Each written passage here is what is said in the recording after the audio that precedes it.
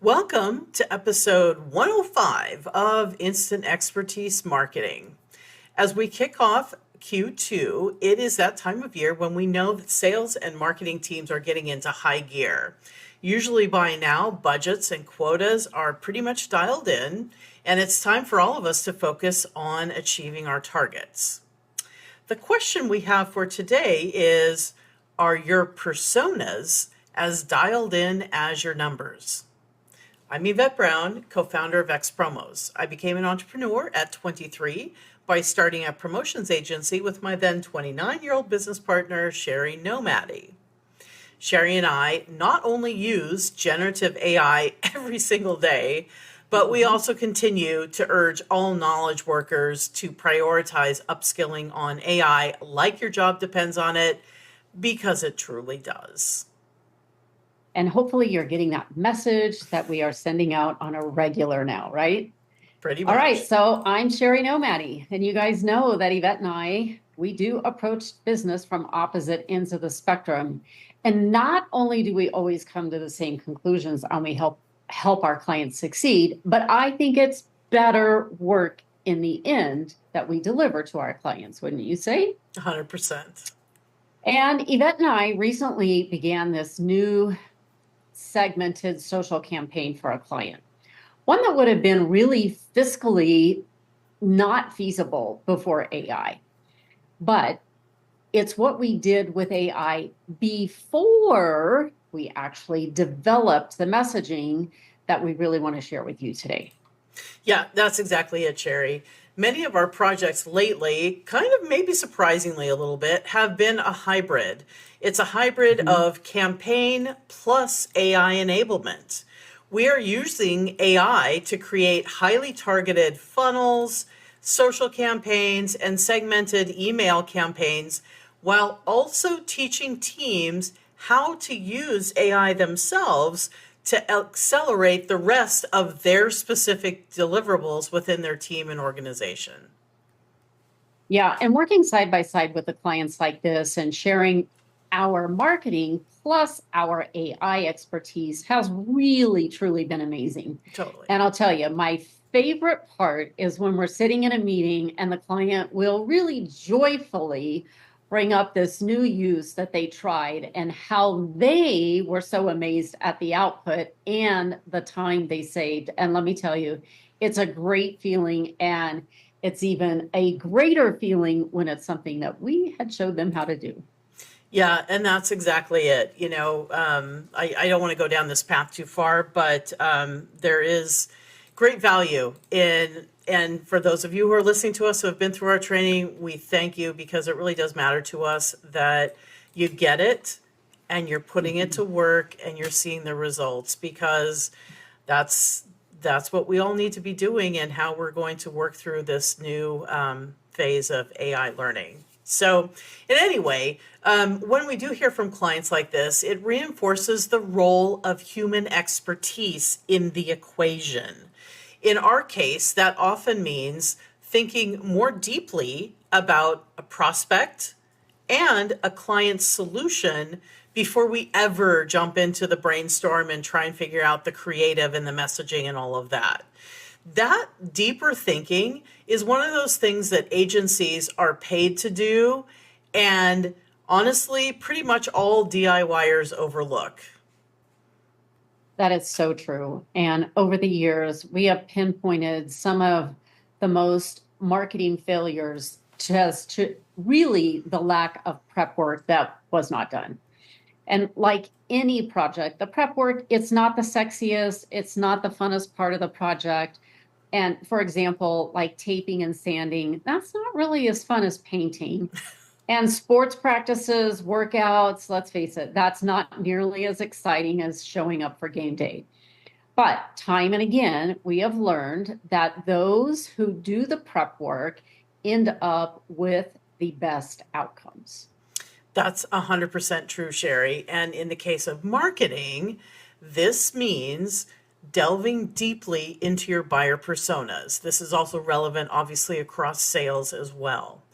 You need to dive into those personas. You need to be crystal clear about your unique selling proposition, that is what makes your product different, and also your value proposition, which is what makes this valuable to your prospect. There are lots of other considerations, like your offer, seasonality, and the step in the customer journey to consider. But like for today, we don't really want to overwhelm you. So we're going to stay focused on your persona.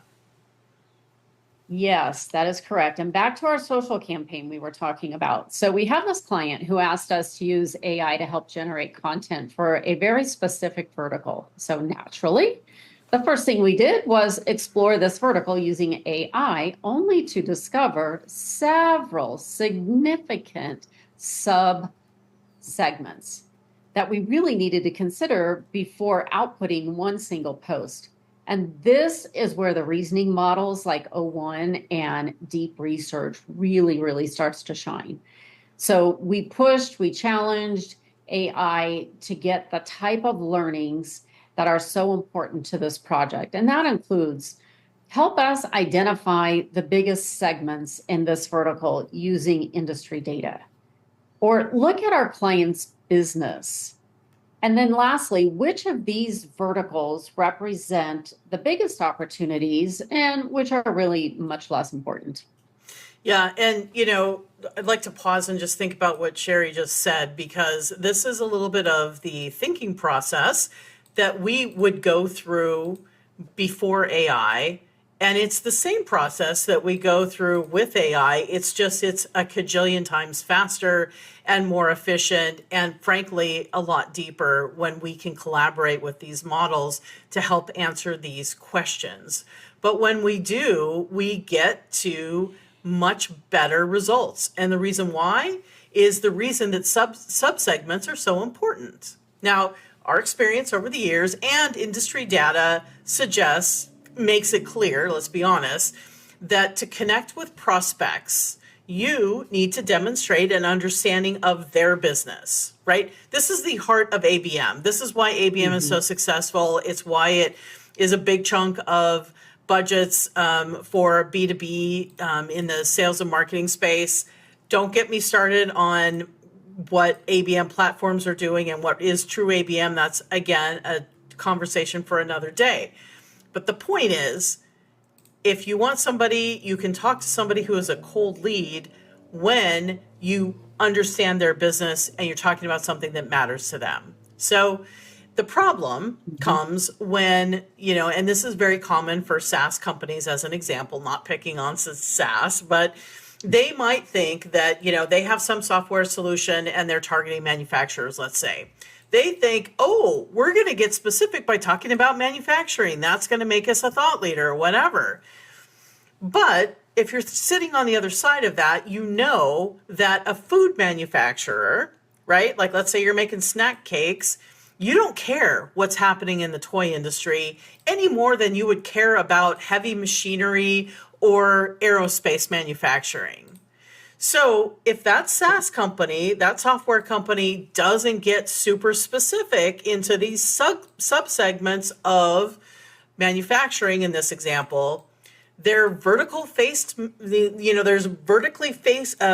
messaging, it's not going to hit their audience. It's going to be very top line, and it's not really going to do what it could do when you get more specific.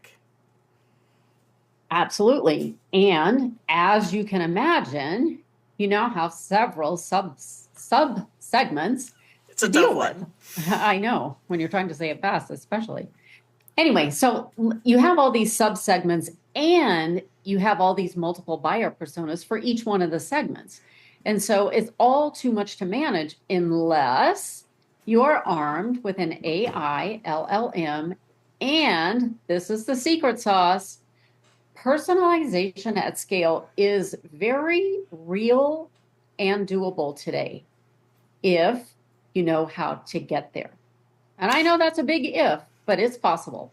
Yeah, and the thing is, it's not possible, it's doable. It's happening today. And if you're not doing it today, you really are doing a disservice to your sales and marketing efforts. So for us, This means first looking at our client's ICP, right? Like what is a perfect, business for you? What does that target look like? Usually we get those provided. And while that is helpful and it sort of gives us a direction, we need to go deeper. We need to look at those personas. We need to think like a buyer. You need to understand that buyer. And so the first thing we do is we look at what a typical buying committee is going to look like in that segment. And then we tackle the personas, right? Once we've sort of given a sense of this, it's like, what makes them tick? What are their buying beliefs? And we did this for the segment and then for these priority subsegments that we identified.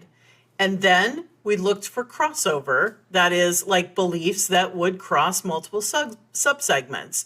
And if you've worked in ABM, that probably sounds familiar because that's the equivalent of your one to few and one to many, but there's a lot more moving pieces in this one. Absolutely. And at this point, and only now, did we start to put our data into the spreadsheets. Who are our targets? What makes their sub-segment unique? What are their buying beliefs? And to be clear, this is a battery of 8 beliefs per target times the number of subsegments. So you can see it adds up really quickly, but it is completely doable when you're using AI properly.